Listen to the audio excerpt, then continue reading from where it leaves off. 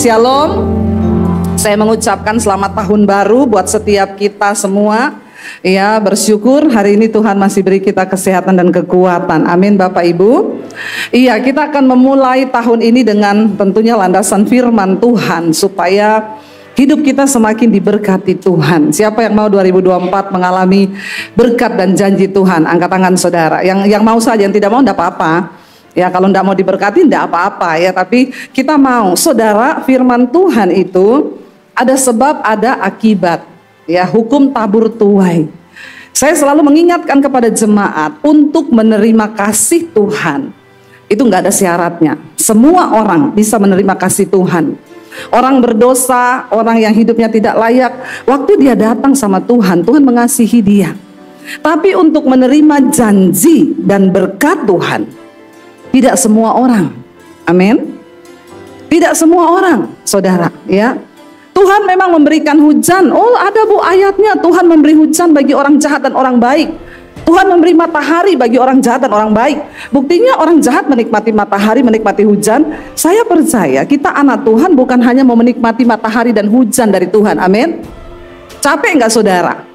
Ya, menikmati matahari. Toh orang jahat menikmati matahari, aku juga menikmati matahari. Orang jahat menikmati hujan, aku pun menikmati hujan. Tapi kita mau melangkah lebih lagi untuk menikmati berkat orang-orang pilihan Tuhan. Tepuk tangan buat Tuhan. Tolong 2024 agak bersemangat ya. Apa karena masih pagi ini jemaatnya masih ngantuk? Ya, jangan ngantuk loh saudara. Saya ini bekerja giat bagi Tuhan loh. Ya, 2 minggu saya di pegunungan Bandungan. Kemarin kita peresmian sekolah misi. Sudah dibuka sekolah Alkitab. Puji Tuhan ya, dan saya bersyukur semua karena kemurahan Tuhan. Loh saudara, tidak semua. Makanya ada juga yang bertanya loh Bu, kok ada pendeta yang diberkati, ada yang tidak? Dikasihi Tuhan nggak? Semua dikasihi. Tapi ada bedanya saudara ya. Kenapa? Kenapa ada bedanya? Nah ini loh saya mau orang Kristen itu menyadari. Supaya kita ini saudara kita punya Tuhan yang besar enggak? Ya, dia sanggup memberkati kita enggak? Iya, bahkan dengan hal-hal yang tidak terduga. Makanya Alkitab berkata begini, ya, terkutuk orang yang mengandalkan manusia, diberkati orang yang mengandalkan Tuhan. Sia-sialah engkau bangun pagi-pagi dan duduk sampai larut malam engkau bekerja untuk engkau bisa makan roti penderitaan. Itu Alkitabnya bilang roti penderitaan loh. Saya tidak mau makan roti penderitaan.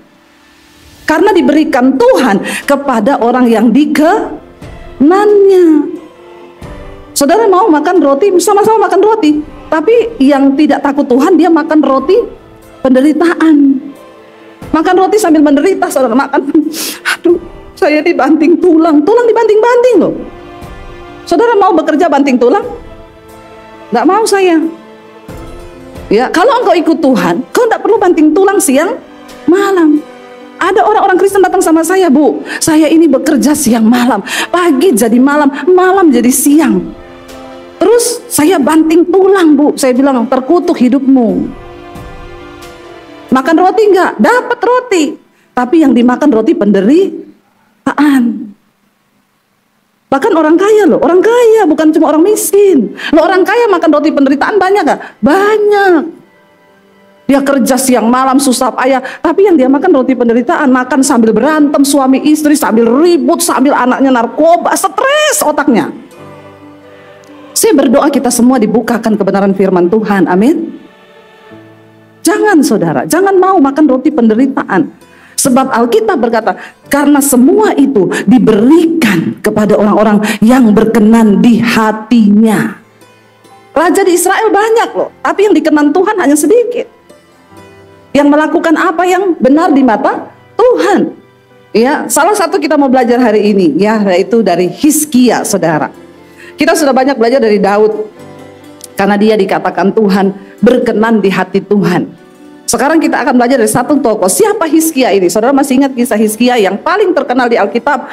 Dia divonis mati. Tapi waktu dia berdoa, Tuhan mendengar, diperpanjang umurnya berapa? 15 tahun. Kenapa Tuhan mendengar doanya saat itu juga? Mari kita buka bersama saudara, ya, Raja-Raja, 2 Raja-Raja pasal yang ke-18 ayat yang pertama. 2 Raja-Raja pasal 18 ayat yang pertama, firman Tuhan berkata begini saudara, 2 Raja-Raja 18 ayat yang pertama, ya. Kita baca di sana firman Tuhan, demikian firman Tuhan saudara. Maka dalam tahun ketiga zaman siapa? Hosea bin Ela, Raja Israel, Hizkia anak Ahaz, Raja Yehuda menjadi raja. Kerajaan Israel terbagi atas 2 kerajaan, Israel Selatan dan Utara. Saudara, dikatakan di sana, pada waktu itu Hosea bin Ela Raja Israel dan Hizkia anak Raja Ahaz menggantikan bapaknya Raja Ahaz yang mati menjadi raja di Yehuda, Israel, kerajaan Utara dan Selatan. Ia berumur 25 tahun pada waktu ia menjadi raja. Muda enggak saudara? Muda loh, tapi diangkat Tuhan, ya. Berumur 25 tahun ketika dia menjadi raja, dan 29 tahun lamanya ia memerintah di Yerusalem. Nama ibunya ialah Abi, anak Sakaria. Ia apa saudara baca bersama 3, 1, 2, 3. Ia melakukan apa yang benar di mata Tuhan, tepat seperti yang dilakukan Daud bapa leluhurnya. Ayat 4, dialah yang menjauhkan bukit-bukit pengorbanan dan yang meremukkan tugu-tugu berhala dan yang menebang tiang-tiang berhala, yang menghancurkan ular tembaga yang dibuat Musa. Sebab sampai pada masa itu orang Israel memang masih membakar korban bagi ular itu yang namanya disebut Nehustan. 5, ia percaya kepada Tuhan Allah Israel, dan di antara semua raja-raja Yehuda, baik yang sesudah dia maupun yang sebelumnya, tidak ada lagi yang sama seperti dia. Ayat 6, ia berpaut kepada Tuhan, tidak menyimpang daripada mengikuti dia, dan ia berpegang pada perintah-perintah Tuhan yang telah diperintahkannya kepada Musa. Maka apa? Tuhan menyertai dia. Kemanapun juga ia pergi berperang, ia beruntung. Ia memberontak kepada Raja Asyur dan tidak lagi takluk kepadanya. Saudara, waktu papanya Hizkia ini Raja Ahaz menjadi raja, dia itu mengikatkan diri kepada Raja Asyur. Kenapa? Dia meminta pertolongan kepada Asyur sebab dia takut terhadap Mesir. Jadi yang membuat pada waktu itu Yehuda jatuh ke dalam tangan Raja Asyur, yaitu karena papahnya Hizkia. Setiap raja itu memiliki strategi untuk mempertahankan wilayah dan negaranya. Raja Ahaz, papanya Hizkia, berpikir dia kan tidak takut Tuhan. Jadi dia pikir supaya negeriku ini aman, aku harus meminta pertolongan kepada yang lebih kuat. Datanglah dia kepada Raja Asyur. Sejak saat itu Yehuda ini takluk kepada Asyur. Apapun yang diminta oleh Raja Asyur harus diberi. Saudara, kenapa? Karena Yehuda ini tidak memiliki kekuatan militer yang cukup untuk melawan Mesir dan bangsa-bangsa di sekitarnya. Jadi Ahaz, papanya Hizkia, membuat sebuah strategi. Dia kirim orang, dia bilang, pergilah kepada Raja Sanherib di Asyur, katakan kepada mereka, aku ini membutuhkan perlindungan sebab akulah anakmu, tolong kami dari tangan Mesir. Akhirnya Raja Asyur bilang, kalau begitu setiap tahun kamu harus memberikan saya upeti, emas, batangan, ini dia minta. Sampai sudah tidak ada lagi yang harus dipersembahkan, mereka mengambil emas dari rumah Tuhan. Dari rumah Tuhan harus dipersembahkan kepada Asyur, sebab Asyur bangsa yang kuat. Tapi perhatikan, waktu Ahaz papanya Hizkia mati, maka Hizkia menggantikan dia. Tidak ada strategi apapun yang dimiliki Hizkia selain dia hidup takut akan Tuhan. Jadi jangan bilang begini saudara, soalnya papaku itu dulu pegang ilmu hitam bu, jadi kami ini keluarga terkutuk. Saudara, kita belajar hari ini, tidak ada yang dikatakan nasib yang takdir yang buruk. Seburuk apapun ke orang tuamu, Kalau engkau memilih untuk hidup takut akan Tuhan, maka kutuk itu berhenti. Amin saudara. Tolong kalau saya ngomong begini diaminin kalau setuju ya. Yang setuju saja dan yang otaknya lagi tidak di kepala enggak usah. Ya, amin. Ini bukan saatnya khotbah yang enak-enak ya saudara ya. Kita khotbah yang keras-keras saja. Saudara sudah membuang waktu untuk datang ke tempat ini. Jadi tolong perhatikan firman Tuhan, amin. Jangan matanya di saya tapi pikirannya abis ini makan apa ya, ini perut sudah bunyi-bunyi, ini krok krok krok krok krok krok. Engkau kehilangan berkat. Ini saya mau cerita Alkitab penting karena saya tahu saudara jarang baca Alkitab. Kalaupun baca nggak ngerti, ya Pak ya. Jadi saya kasih pengertian nih, saya nih belajar loh saudara, belajar loh ini untuk menyampaikan ini kepada saudara.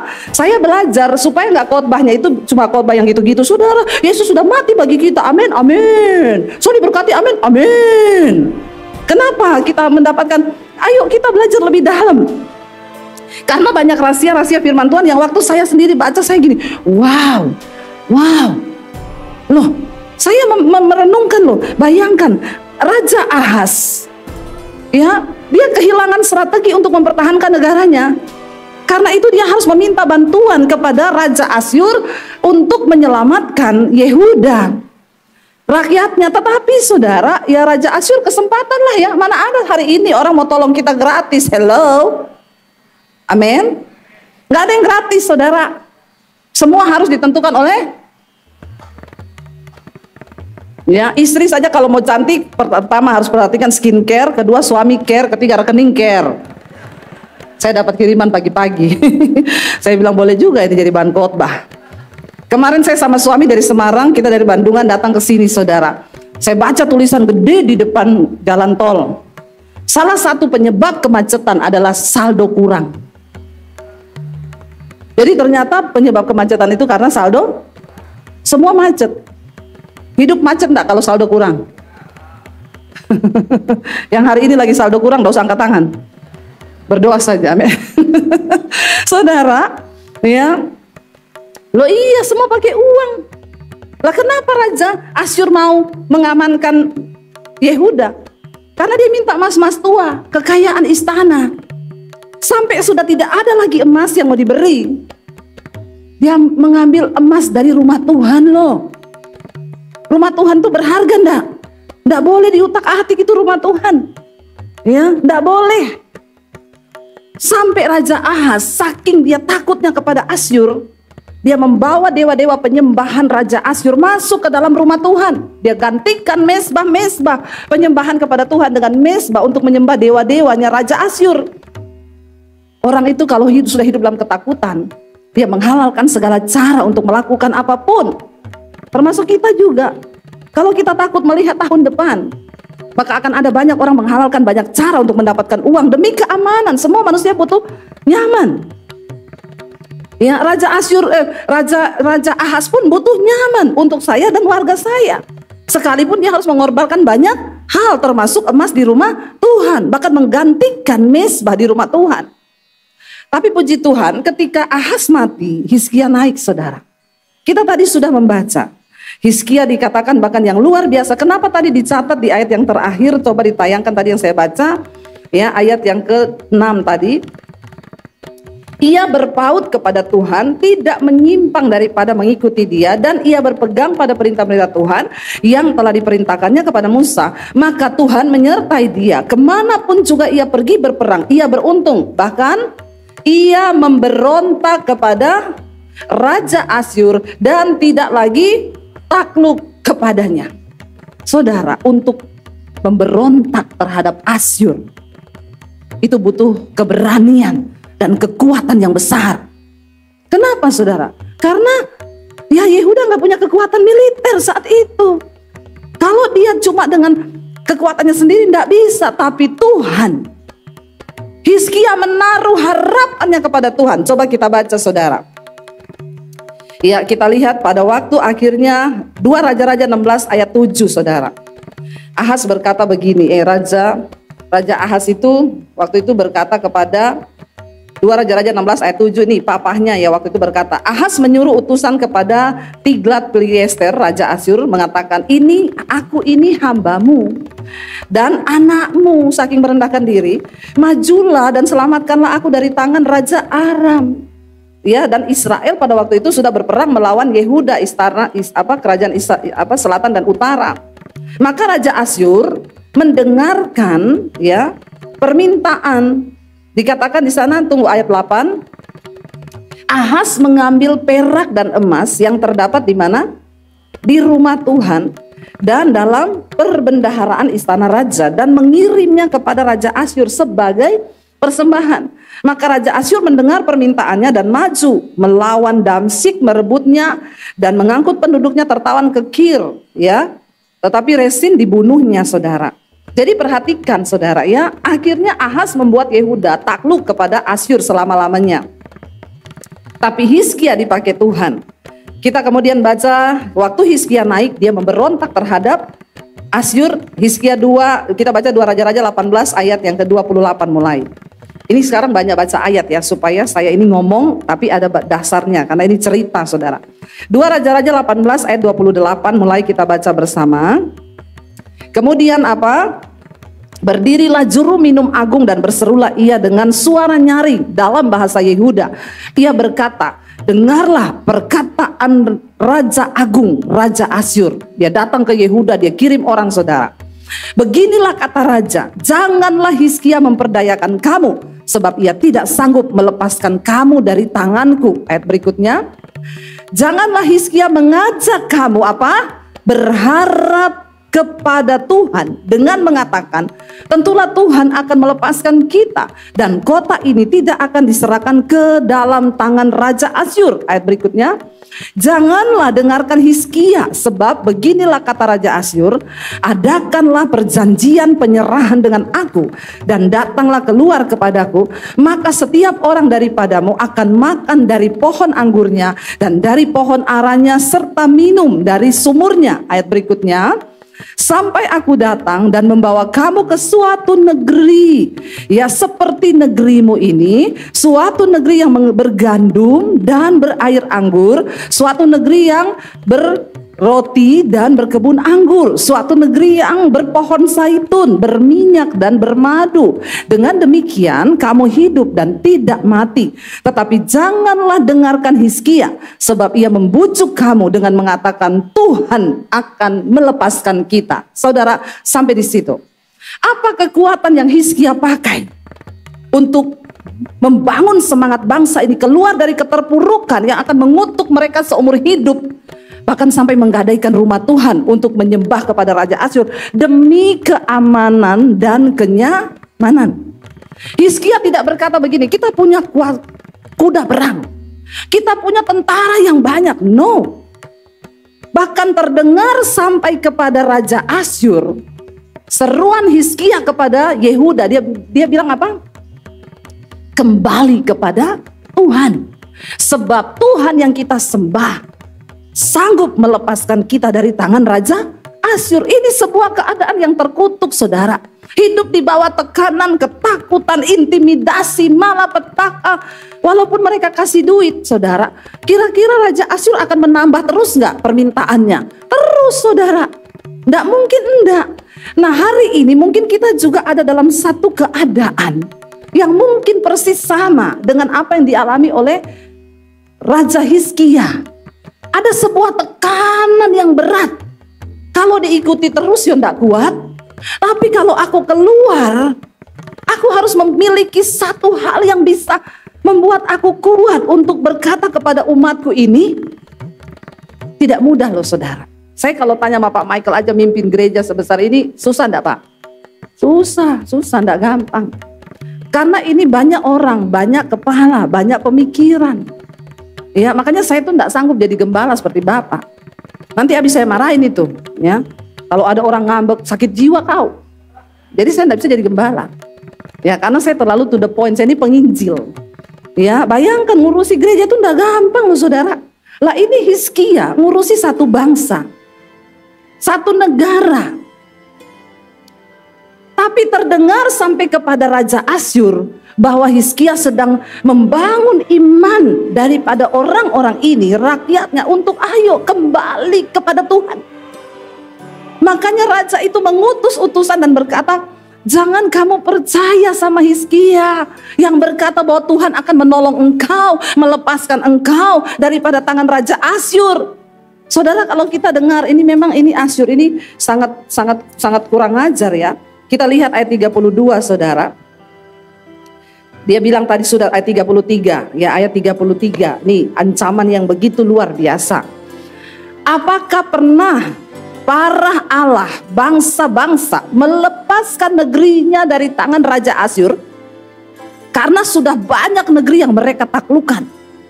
Dan mereka berkata tidak ada satupun Allah daripada negeri-negeri itu yang bebaskan mereka dari tangan Raja Asyur.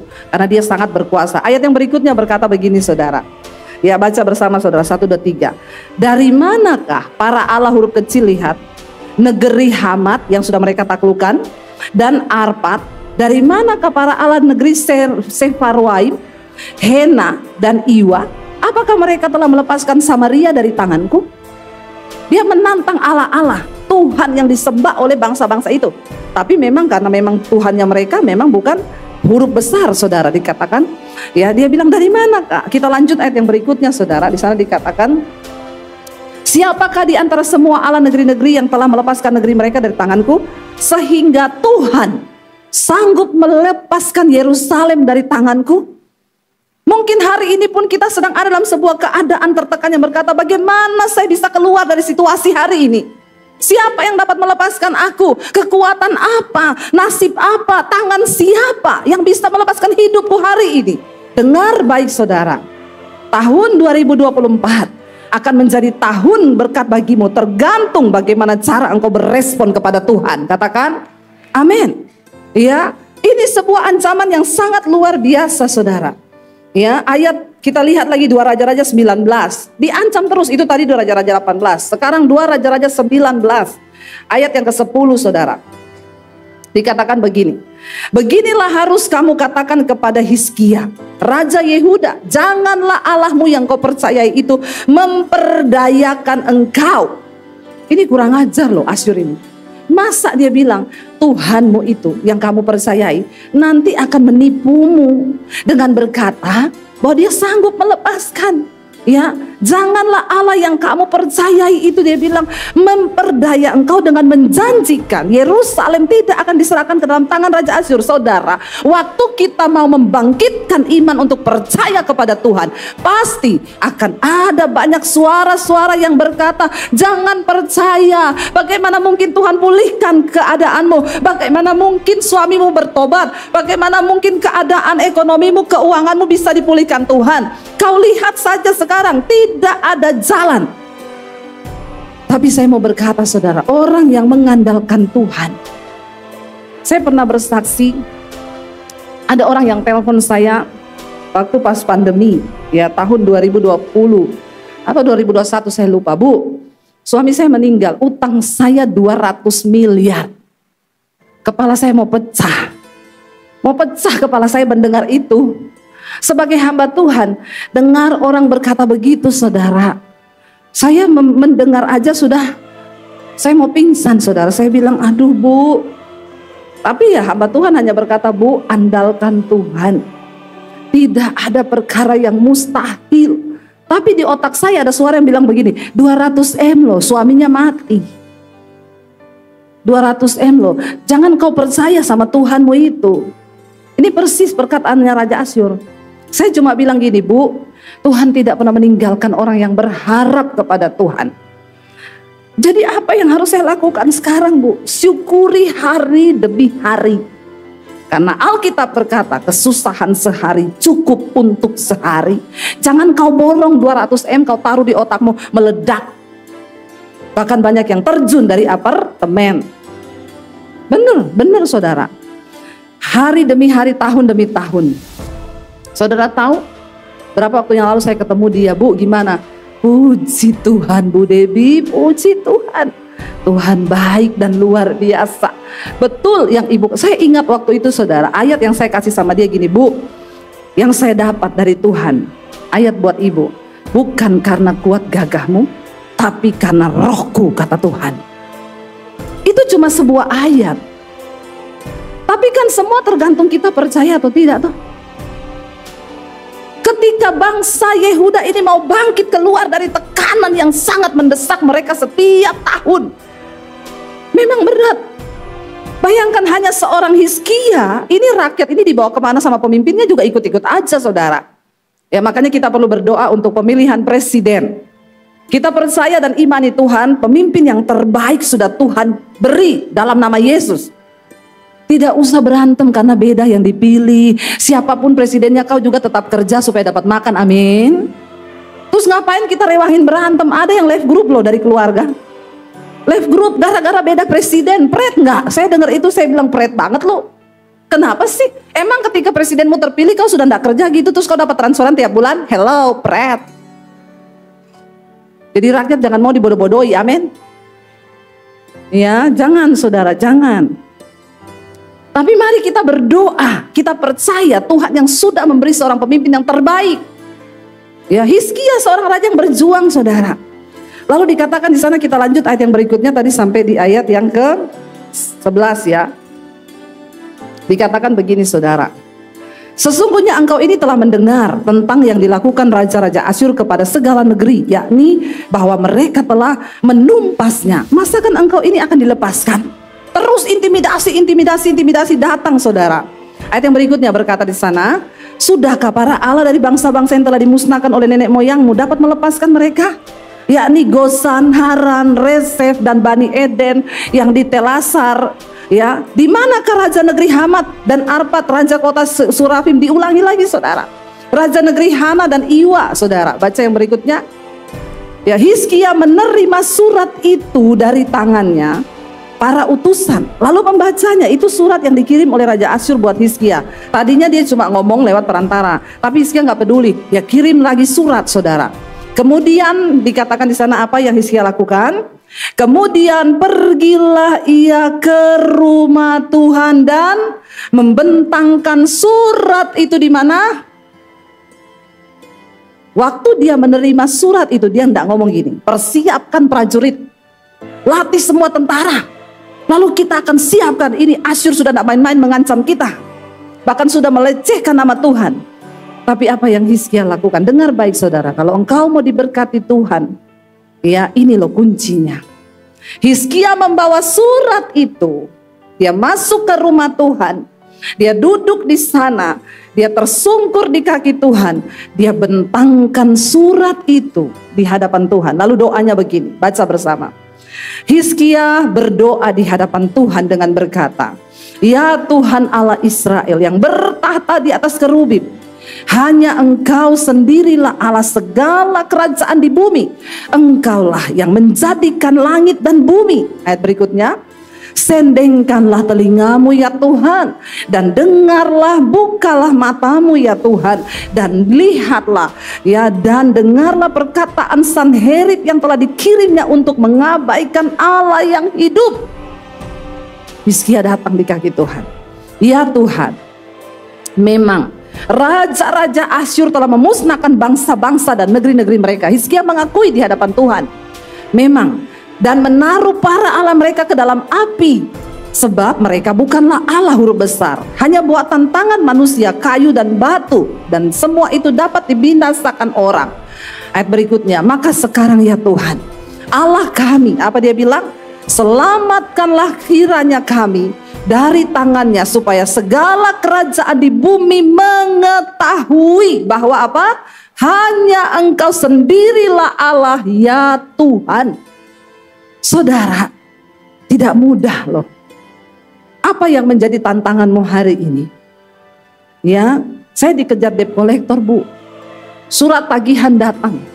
Ayat ini berkata, tidak usah kau foto surat itu dan kau kirim ke Pak Michael. Pak,